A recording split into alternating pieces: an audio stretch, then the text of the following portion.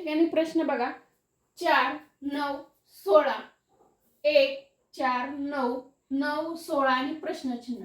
प्रश्नचिन्हाच्या जागी कोणती संख्या येईल हे काय करायचं आपल्याला सांगायचंय.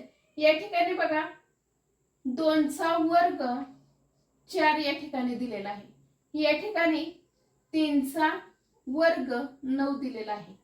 या ठिकाणी 4 चा वर्ग 16 दिलेला आहे. म्हणजेच अनुक्रमे संख्या आहेत या ठिकाणी बघा 2 3 4 अनुक्रमे संख्येचा वर्ग या ठिकाणी दिलेला आहे. या ठिकाणी बघा 1 चा वर्ग 1च. या ठिकाणी 2 चा वर्ग 4. या ठिकाणी 3 चा वर्ग 9 दिलेला आहे.